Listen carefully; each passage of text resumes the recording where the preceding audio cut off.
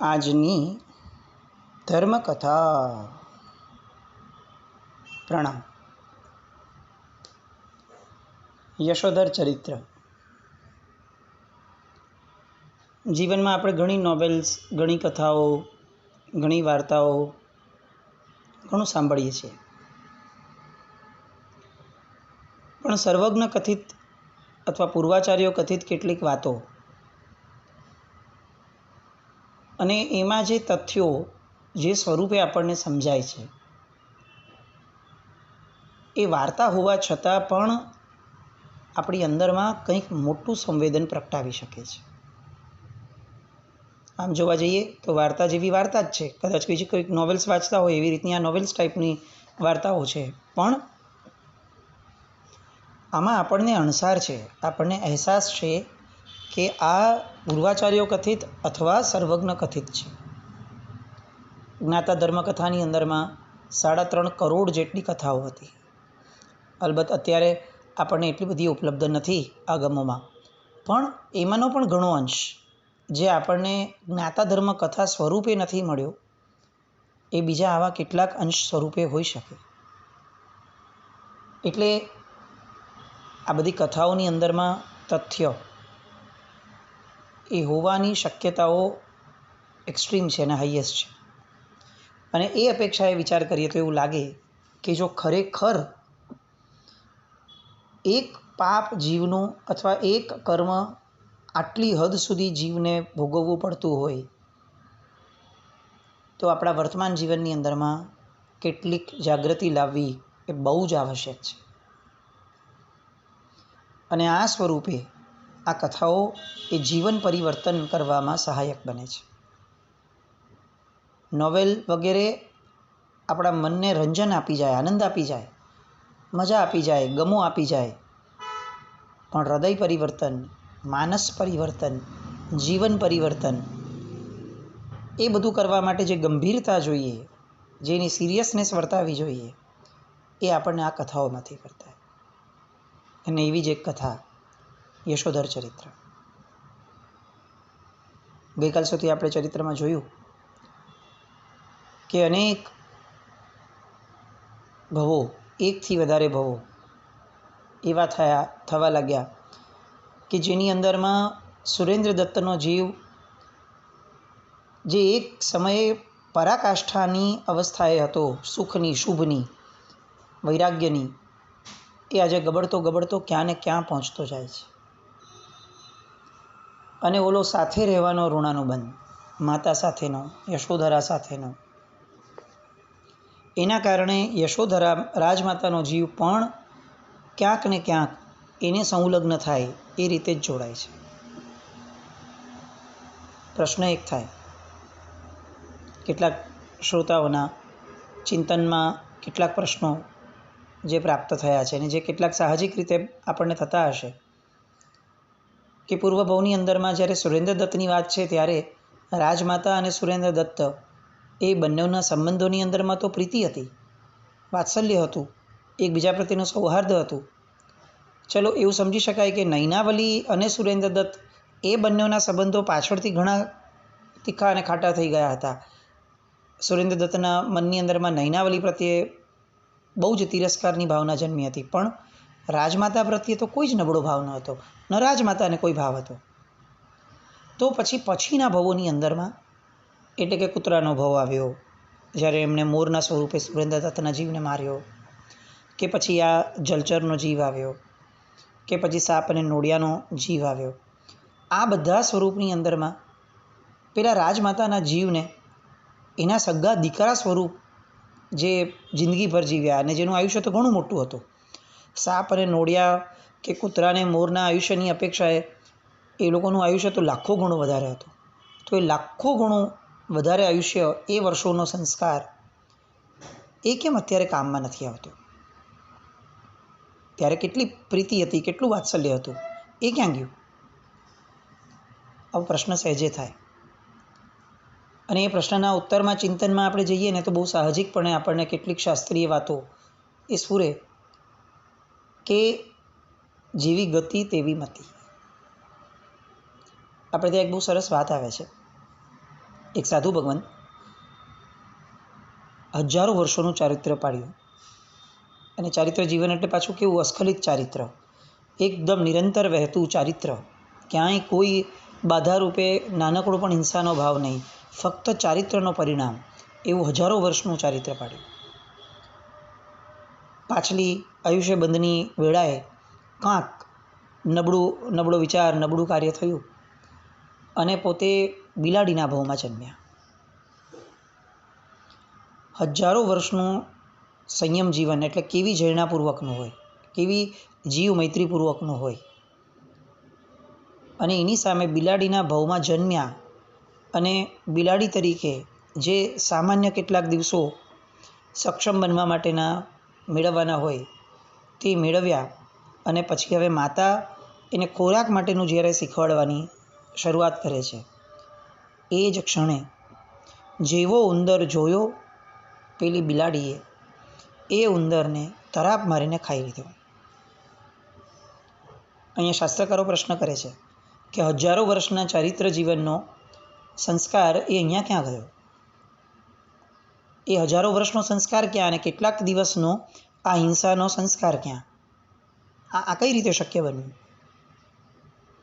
અને એના જવાબમાં લખે છે કે જેવી ગતિ જીવ પામે ને તાત્કાલિકપણે એવી મતિ તો એને પ્રગટે જ. એટલે પેલો આખો સંસ્કાર એની જગ્યાએ ઊભો રહેશે, પણ અત્યારે આ ગતિને અનુરૂપ એવી મતિ સૂચશે. જેમ કે કૂતરો હતો તો કૂતરાને અનુરૂપ મોરને ખાવાની વૃત્તિ, સાપ હતા તો સાપને અનુરૂપ, સાપની ગતિને અનુરૂપ એ નોળિયાની સામે લડવાની વૃત્તિ. અહીંયા જળચર છે તો જળચરને અનુરૂપ નાના જીવને ખાવાની વૃત્તિ. આ ગતિને અનુરૂપ મતિ એ એમને પ્રગટી. અને આ મુદ્દે સમજીએ ને તો આપણને બહુ ડિફિકલ્ટ લાગે કે હજારો શુભતાઓ પણ જો એક આયુષ્ય કર્મના બંધ વખતે અશુભ કર્મની અંદરમાં આપણે લપેટાયેલા રહીએ બાય એની ચાન્સ, તો હજારો શુભતાઓ એ એઝ ઇટ ઇઝ ઊભી રહે છે, કંઈ જ કામમાં એ સમય નથી આવતો.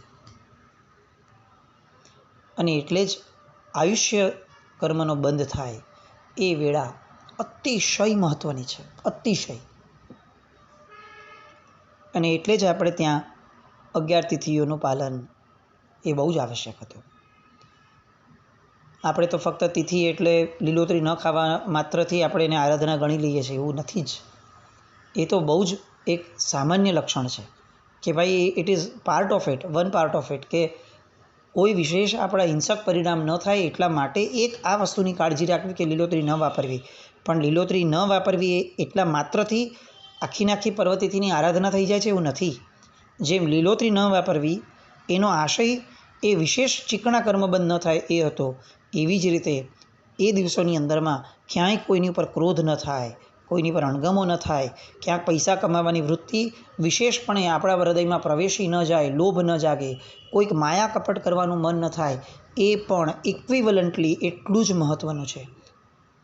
કારણ કે મનમાં એક ભાવ છે કે પર્વતિથિઓના દિવસોની અંદરમાં ક્યાંક મારા આયુષ્યનો બંધ થતો હશે, અને એ બંધ સમયે જો હું જરા પણ ગાફેલ રહીશ તો મારી આખી આ જીવનની કરેલી આરાધના એ મને એક ક્ષણે જેવી ગતિ, નબળી ગતિ મળશે, મારી આખી આરાધના એઝ ઇટ ઇઝ ઊભી રહેશે, પણ મને સહાય નહીં કરી શકે. ગતિને અનુરૂપ મતિ થઈ જ જશે. હા, એવું બને છે કે કેટલાક જીવોનું પુણ્યકર્મ કે સંસ્કાર બહુ જ ગાઢ હોય, બહુ એક્સેપ્શનલ કેસમાં આવા કેસીસ ગણી શકાય, તો એને તે ભવોની અંદરમાં કેટલાક સમય પછીથી કેટલાક આલંબન મળી શકે, કેટલાક નિમિત્તો મળી શકે કે જેને એ કદાચ સેવે કે ન પણ સેવે, પણ એ સમયે એનું ઓલું શુભ કર્મ ઉદયમાં આવે. જો એ સેવે તો ચંડ કૌશિકનો ભાવ આપણી નજર સામે છે. એમને જો ભોગવવું પડ્યું, ભોગવવું જ પડ્યું, પણ છેવટે જે ચારિત્ર પાડ્યું હતું એ ઉદયમાં આવ્યું ખરું. વર્ધમાન સ્વામી ભગવાન રૂપે તીર્થંકરના આત્માને એમના ચારિત્રના બળે ખેંચીને લાવ્યું. ભગવાને બુજ્જનો સંદેશો આપી દીધો. બસ હવે એ ચંડ કૌશિકનો પુરુષાર્થ હતો કે જે એને નિમિત્ત મળ્યા પછીથી સેવ્યો. બાય એની ચાન્સ એ સમયે જો ચંડ કૌશિકનો જીવ એ ગાફેલ રહ્યો હોત, જેની શક્યતા હતી જ, એવું નથી કે તીર્થંકરની પ્રેરણા અમોઘ હોય, કદાચ એ સાપને એ સમયે એ ન પણ અસર કરી હોત, બની શક્યું હોત, પણ ચંડ કૌશિકને એ સમયે જાગ્રત અવસ્થા, ઘૂંટાયેલો સંસ્કાર, એ બધું જ એને એ સમયે સ્મૃતિમાં આવ્યું. એટલું જ નહીં, એને સત્વ પ્રગટાવવા માટે એને ફોર્સ પણ કર્યો એના જીવને, અને પરિણામ એટલા પ્રબળ થયા કે એ સમયે અણસણ લેવા સુધીના લેવલ પર પહોંચ્યો. પણ આવું દરેકમાં શક્ય નથી બનતું, એટલે એના ભરોસે ન રહેવાય. અહીંયા એક્ઝેક્ટ આપણી મૂળ વાર્તામાં આ સુરેન્દ્ર દત્તના જીવને દર વખતે જાતિસ્મરણ જ્ઞાન થાય છે, દર વખતે નૈનાવલીને જોઈને જ જાતિસ્મરણ જ્ઞાન થાય છે, પણ ક્યાંય એ જાતિસ્મરણ જ્ઞાન સમયે એને એવું યાદ નથી આવતું કે મને ચારિત્ર લેવાના મનોરથો હતા. કેમ? કારણ કે નૈનાવલીનો દ્વેષ જે રીતે ઘૂંટાયો હતો અને જે આઘાત લાગ્યો હતો, એટલો બધો સંસ્કાર પડ્યો હતો ગાઢ, કે જે સંસ્કાર ચારિત્ર ધર્મના સ્વીકાર માટેનો એટલો પ્રગાઢ નહીં હોય. આપણે અહીંયા એવી કલ્પના કરીએ છીએ. જો હોત તો જેમ નૈનાવલીને જોઈને યાદ આવ્યો દ્વેષ, એમ તરત જ ફ્લેશબેકમાં હજી જરાક એક સ્ટેપ પાછળ જતાં એને યાદ આવ્યું હોત કે અચ્છા, નૈનાવલી તો ઠીક છે, એને તો કર્યું જ ખોટું, પણ એની પહેલાં મને ચારિત્રનો પરિણામ હતો. પણ એ યાદ ન આવ્યું, કારણ કે બે વસ્તુ.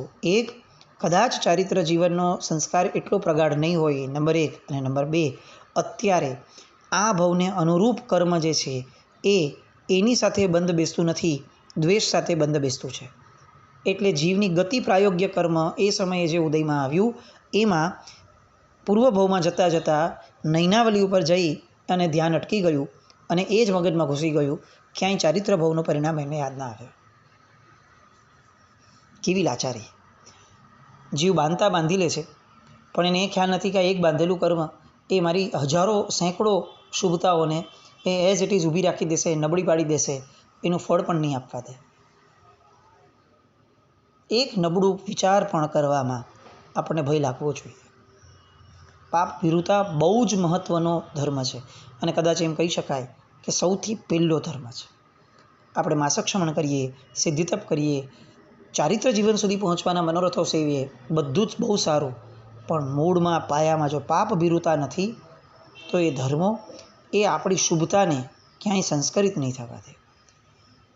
મેં 30 દિવસ વાપરવું નથી એવા સંકલ્પ સાથે મેં માસક્ષમણ કર્યું, પણ એ માસક્ષમણ કરતાં કરતાં હું અભક્ષ્ય વાપરું તો હું નરકે જાઓ, તિર્યંજ ગતિએ જાઓ, ભગવાનની આજ્ઞાનો લોપ કરી અને ભવાંતરમાં જૈન શાસન વિહોણો થાઓ, આવો ભય ઊભો કર્યા વિનાનું આસક્ષમણ.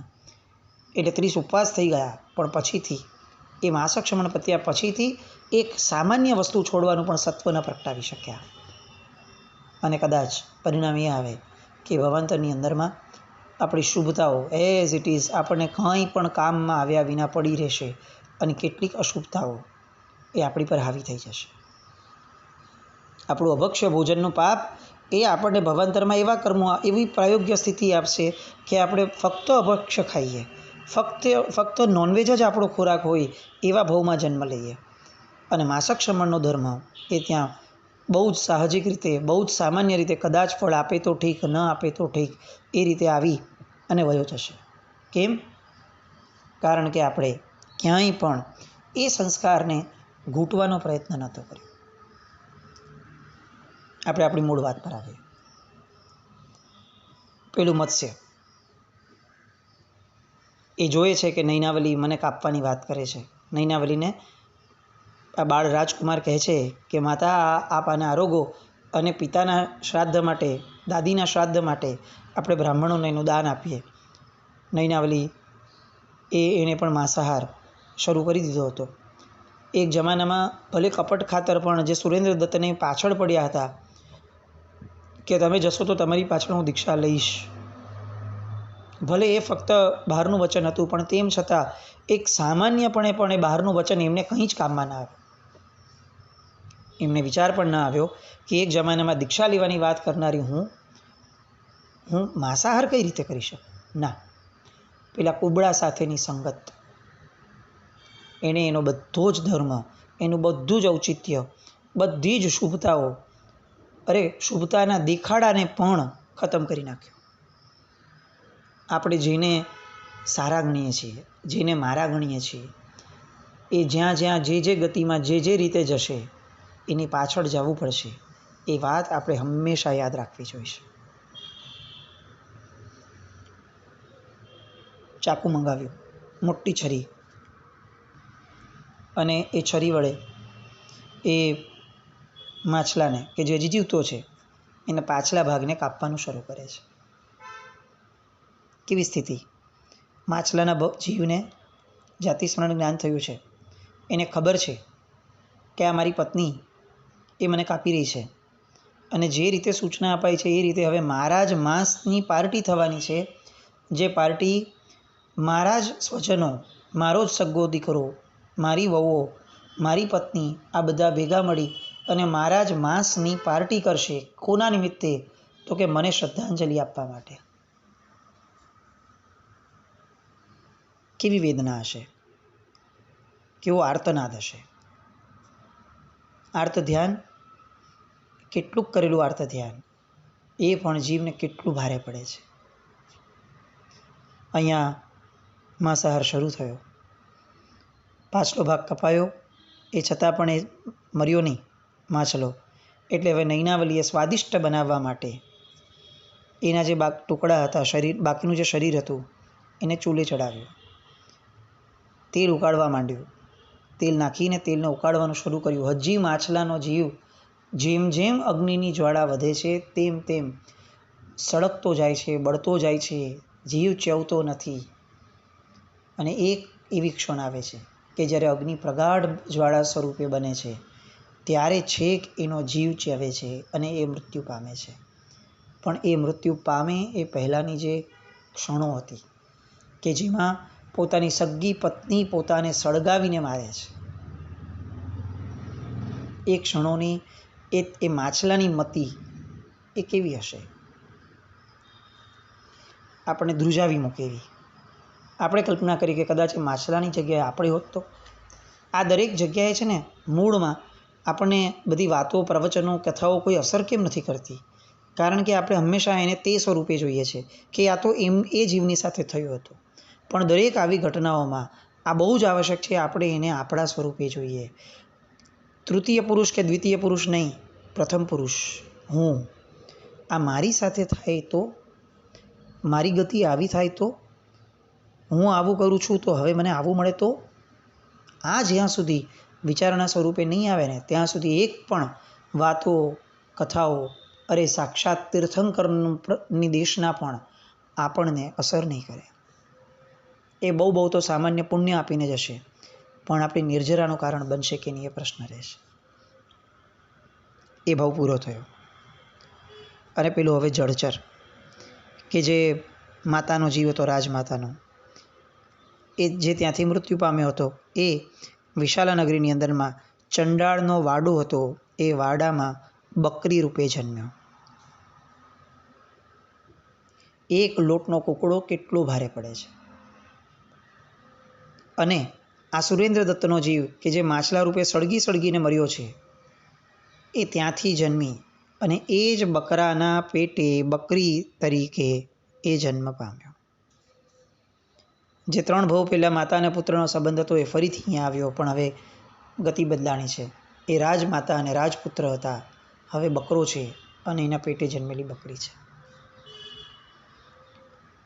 યુવાન બન્યો નાનો બકરો, અને એનામાં મોહ વાસના જાગી.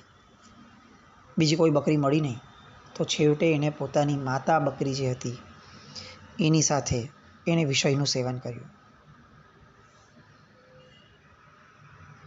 કર્મ ક્યાં ક્યાં કઈ રીતે, કઈ ગતિને પ્રાયોગ્ય કર્મ કરાવડાવે છે. આપણને લાગે કે ક્યાં એ ઔચિત્ય, ક્યાં એ સુંદરતા કે જેમાં દીક્ષા લેવા માટે કેટલું બધું જજુમ્યા, અને ક્યાં આ બકરાની ગતિમાં જન્મેલો જીવ કે જેને અંદરથી વાસના જાગે છે અને તિર્યંચ છે, એની પાસે કોઈ દિશા નથી એના વિચારો માટેની, એની પાસે કોઈ વિવેક નથી, અને એટલે છેવટે કાંઈ ન મળ્યું તો પોતાની માતા સાથે ભોગ ભોગવવા માટેનો પ્રયત્ન. મનુષ્ય ભોગ કેમ મહત્વનો છે એ આના પરથી સમજાય છે. આ એક જ ભવ છે કે જે વિવેક જન્માવી શકે છે. બીજા બધા ભવોમાં કદાચ બધું જ થઈ શકે છે, પણ સાહજિક વિવેક જન્માવવાની શક્તિ ફક્ત અને ફક્ત મનુષ્યપણામાં છે. પેલો જે માલિક છે ચંડાળ, એની નજર પડી કે આ કેવો બકરો છે, પોતાની માતા સાથે ભોગ ભોગવે છે, અને એનો તિરસ્કાર ચરમ કક્ષાએ પહોંચે છે. અને એ ગોવાળે ત્યાં ને ત્યાં એને લાકડી ફેંકીને મારી નાખ્યો. પણ પરિસ્થિતિ જ કેવી છે, આપણે છે ને અરેરાટીની પણ પરાકાષ્ઠાએ પહોંચીને એવી બધી આ કથાઓ, એવી બધી આ હકીકતો આપણને હચમચાવવા માટે નહીં, આપણને અંદરથી ઓલમોસ્ટ આપણી બધી નબળાઈઓને ખતમ કરી નાખવા માટે જાણે જે આ વાર્તાઓ લખાઈ હોય ને પૂજ્ય હરિભદ્રસુરી મહારાજ સાહેબ દ્વારા, એવું લાગે. આના પછીનો ભાવ આપણી કલ્પનાના સીમાડાને તોડી નાખે એવો. આ બધી કરુણાંતિકા માટે ફરીથી આવતીકાલે મળીએ. પણ એક વસ્તુ, આ બધા જ સ્વરૂપને વિચારીએ. જો એકવાર ગતિ બગડે છે તો જેને માતા ગણતા હતા અને જેની માટે દાક્ષિણ્યતાનો ગુણ કેળવીને લોટનો કુકડો મારવા માટે તૈયાર થયા હતા, એને ખાલી ગતિ બદલાણી, બાકી તો માતાના માતા જ છે બકરીના ભાવમાં, અને તેમ છતાં એની સાથે ભોગ ભોગવ્યા. આ લેવલ સુધી આવવાનું એક જ કારણ, ગતિ નબળી આવી. જો એક ભાવ પણ બગડ્યો આપણો, એક ભાવ પણ, તો ઊભો કરેલો ધર્મ કેવો ખતમ થઈ જશે, એનો વિચાર આજના દિવસમાં કરીએ. જીનાજ્ઞા વિરુદ્ધ કંઈ પણ બોલાયું તો મિચ્છામિ દુક્કડમ. જૈનમ જયતિ શાસનમ.